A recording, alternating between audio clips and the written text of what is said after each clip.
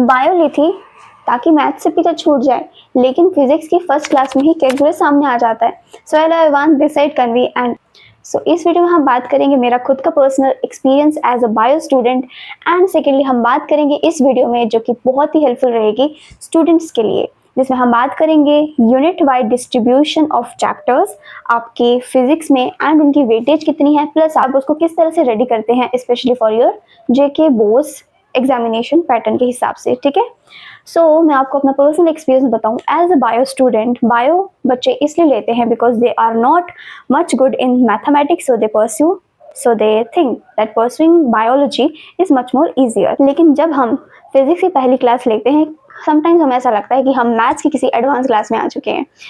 So this is the personal experience as a bio student I am sharing with you। and अब आप भी bio student हैं, अगर आप फिजिक्स की क्लास लेने जा रहे हैं तो सबसे पहले ये सिलेबस आप देख लीजिए, इट्स वेरी मस्ट अबाउट। देख लो, आपकी प्रमोशन हो रही है from 5 minute to these 2 books. ये 2 बुक्स हैं, इसमें दोनों को मिला के 15 चैप्टर्स हैं जो आपको पढ़ने हैं। ठीक है,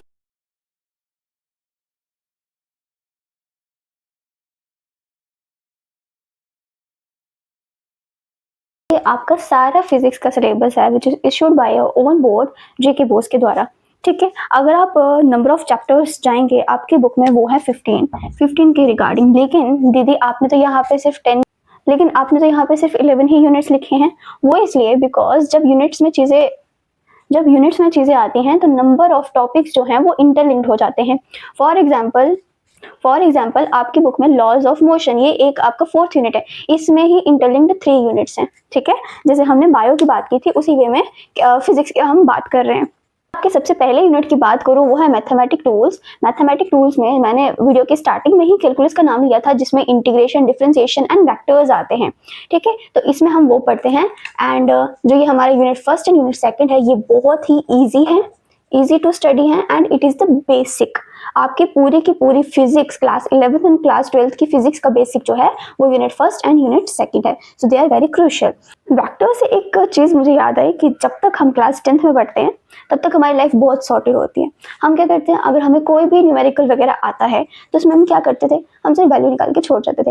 लेकिन जब हम क्लास 11th में आते हैं तो हमें मैग्नीट्यूड के साथ साथ डायरेक्शन भी चाहिए होती है। और कजन, एक चीज़ लो, आपके दोस्त का एक बर्थडे है, उसने आपको इन्वाइट तो किया फोन करके कि भाई बर्थडे है तू आ जाना। ठीक है, इनवाइट तो किया भाई, उसने आपको वैल्यू तो दे दी, लेकिन उसने डायरेक्शन बताया ही नहीं, लोकेशन आपको पता ही नहीं, तो फिर आप कैसे जाओगे, आप पहुंच पाओगे? तो that's why value and direction are both important in हमारी एज इट इज लाइफ में भी एंड फिजिक्स में भी। ठीक, अब हमारे पास आता है थर्ड चैप्टर में आपके पास क्या है, थर्ड यूनिट में है आपको काइनेमैटिक्स क्या होता है? काइनेमैटिक्स में हम देखते हैं, इसमें हम स्टडी करते हैं डिफरेंट टाइप ऑफ टॉपिक्स, जैसे कि आ गया एक्सीलरेशन, आ गया स्पीड, आ गया वेलोसिटी, आ गया। ठीक है, और इसमें सबसे इंपॉर्टेंट जो हम टॉपिक पढ़ते हैं वो है प्रोजेक्टाइल मोशन। आप सिर्फ ये देखेंगे कि कोई चीज़ मूव कर रही है, लेकिन उसके पीछे का ये रीज़न नहीं देखेंगे कि क्यों मूव कर रही है। ठीक, ये इस यूनिट में आप ये सब चीज़ें पढ़ते हैं। थर्ड से आपकी फिजिक्स की कहानी शुरू हो गई है। ठीक है, ये 2 चैप्टर हैं ट्रेलर से यहाँ पे आपकी कहानी शुरू हुई है, जहाँ पे आपने देखा मोशन हुआ, लेकिन क्यों हुआ वो आपने नहीं देखा। अब क्यों हुआ वो आपको पूछा जाएगा यूनिट 4 में। यहाँ पे आता है द टर्म व्हाई। कोई भी चीज मोशन में जा रही है, क्यों जा रही है। ठीक, इसमें आप पढ़ते हैं न्यूटन के 3 लॉज ऑफ मोशन। इसमें आप बहुत बड़ी बड़ी टर्म्स पढ़ेंगे, मोमेंटम पढ़ेंगे, है ना, इम्पल्स पढ़ेंगे और सबसे इंपॉर्टेंट फ्रिक्शन पढ़ेंगे। ठीक है, तो ये सब चीज़ें आप लॉज ऑफ मोशन पढ़ते हैं एंड इस चैप्टर में से भी बहुत ज़्यादा डेरिवेशन आती है एंड इसकी वेटेज जो है वो 7 मार्क्स की है। वर्क, एनर्जी एंड पावर, ये 9th एंड 10th का बेसिक है। इसमें बेसिक पूछा जाता है, वर्क क्या होता है, एनर्जी क्या होती है, पावर क्या होती है, इसकी डेरिवेशन वगैरह। That's it is very easy and highly scoring. अच्छा, 6 यूनिट में हमारे पास आता है motion of system, particle and rigid body. Unit 5 we are happy. हमारी लाइफ इजी चल रही थी विद द फिजिक्स, लेकिन जब फिजिक्स को लगा कि हम खुश हैं स्टूडेंट, तो उन्होंने क्या किया, हमें दे दिया एक नया unit in the form of 6, जिसमें है motion of system, particle and rigid body. What do you know what is rigid body? Rigid body है जैसे आपका एक लट्टू घूमता है। ठीक है, अब लट्टू का घूमता कैसे है, सर्कुलर मोशन में है, राइट। अब ये सर्कुलर मोशन में हम इसमें वही चीज पढ़ते हैं। इस यूनिट को हम नाम देते हैं रोटेशनल मोशन ओके, इसको हम नाम देते हैं रोटेशनल मोशन, और इसको हम अपनी भाषा में नाम देते हैं दिमाग का दही।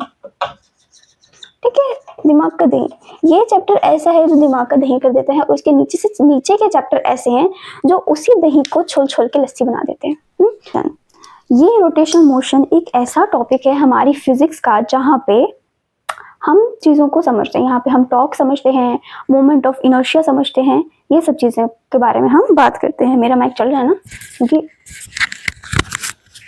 हाँ चल रहा है, मैंने स्टार्टिंग से सारी बनाई है। और तो मैं बताती हूँ फ्रॉम द इस चैप्टर के माध्यम से कि क्लास 10th और क्लास 11th में क्या फ़र्क है। क्लास 10th में हमें सिर्फ इतना मतलब होता था कि साइकिल चला। अगर हमें क्वेश्चन भी आते थे न्यूमेरिकल के बेस पे, हमें ये पूछा जाता था what is the speed of the cycle, कि या जो राजू है वो साइकिल पे चला है, वो इस स्पीड से चलेगा तो वहाँ तक कितनी देर में पहुँचेगा, या इतने किलोमीटर्स वो कितनी देर में कवर करेगा। इस टाइप के क्वेश्चन पूछे जाते थे। लेकिन हमारी क्लास 11th की फिजिक्स इतनी अच्छी है, वो हमसे पूछती है कि ठीक है साइकिल चल रहा है, साइकिल आपका चल रहा है, लेकिन आप हमें बताओ कि साइकिल का जो पहिया है वो घूम क्यों रहा है। एंड अगर आप सोचो कि अगर वो घूमेगा नहीं तो साइकिल चलेगा कैसे, और अगर ये क्वेश्चन सुन के आपका दिमाग का दही नहीं हुआ, आपका दिमाग नहीं घूमा, so hats off to you, लेकिन मेरा तो घूम जाता था। ठीक, अब देखो ग्रेविटेशन, हमें पता है ग्रेविटेशन क्या होता है, ग्रेविटी। इसमें हम पढ़ते हैं न्यूटन्स लॉ ऑफ मोशन पढ़ते हैं, केल्कुलस लॉ जहाँ पे हम एस्केप वेलोसिटी वगैरह पढ़ते हैं, प्लैनेट्स की मोशन पढ़ते हैं हमारे यूनिवर्स में, हमारे स्पेस में। ठीक, अब यहाँ पे आते हैं properties of bulk matter. This is very easy chapter, ये इजी चैप्टर है। Thermodynamics and behaviour of gas particles, ये दोनों चैप्टर अगर हम कंबाइन में देखें तो यहाँ पे हम हॉट इंजन के बारे में पढ़ते हैं, रेफ्रिजरेटर कैसे वर्क करता है, वो सब चीज़ें हम पढ़ते हैं। जो हमारी परफेक्ट गैसेस हैं वो कैसे, उनका बिहेवियर क्या है। इसमें ना ज़्यादातर न्यूमेरिकल्स नहीं है, लेकिन सॉरी, इसमें ना ज़्यादा डेरिवेशन नहीं है, बट इसमें न्यूमेरिकल्स हैं। Kinetic theory, this is very easy chapter. ठीक है, ये 2 चैप्टर हैं, तो इसका मतलब ये 3 नंबर का और ये 3 नंबर का। ठीक, अब देखो 11th जो यूनिट है आपका, 11th unit is of oscillation, oscillatory motion लगा लो, ऑसिलेशन लगा लो, प्लस आ गया ऑसिलेशन एंड वेव्स। ठीक, ये आपका 10 मार्क्स का है। ये 2 चैप्टर हैं आपके, लास्ट 2 चैप्टर हैं, this is 14 and this is 15। इसमें आप पढ़ते हैं सिंपल हार्मोनिक मोशन, वेव्स वगैरह के बारे में पढ़ते हैं, उनकी फ्रीक्वेंसी के बारे में पढ़ते हैं, एंड ये जो चैप्टर है ये 10 मार्क्स का है। ठीक है, सो ये था आपका सारा सिलेबस। इन यूनिट में आपको नंबर ऑफ टॉपिक्स प्रोवाइड किए जाएंगे, एज आपको दिख भी रहा होगा, एंड ये सारा जो सिलेबस है मैं आपको डिस्क्रिप्शन में दे दूंगी, आप वहाँ से चेक भी कर सकते हैं। जो हमारी बुक में सिलेबस प्रोवाइडेड है वो बहुत ही बल्कि है। अगर आप उस वे से अगर आप बोर्ड एग्जाम की प्रिपरेशन करना चाहोगे, हमारा बोर्ड है उसमें क्या है, नंबर ऑफ टॉपिक्स होते हैं, नंबर ऑफ प्रोवाइडेड टॉपिक्स होते हैं जिसको हमें प्रिपेयर करना होता है, वही हमारे एग्जामिनेशन में आते हैं। ठीक है, हमें सारा का सारा नहीं पढ़ना होता, हमें कुछ अमाउंट ऑफ ही चीज़ें हमें पढ़नी होती है, एंड उसी अमाउंट में से चीज़ें हमसे पूछी जाती हैं। ठीक है, metric tools unit 1, unit 2 and unit 3, these are the building block of your class 11 physics, as I said earlier. अगर आप इसको अच्छे से नहीं करते हो तो आपकी 12th भी बहुत कॉम्प्लिकेटेड हो जाएगी, 11th तो होगी ही होगी, एंड जो अगर आप नीट वगैरह एग्जाम की प्रिपरेशन करना चाहते हो तो वो भी आपको कॉम्प्लिकेटेड लगेगी। सो दैट्स वाई इसको अच्छे से पढ़ना, नहीं तो आपके बाकी की सारी फिजिक्स आपको ऐसे लगेगी कालाक्षर भैंस बराबर। ठीक है, एंड मैं क्यों बोल रही हूँ आपको अच्छे से करना, मैं ही तो करवाऊंगी आपको प्रिपेयर।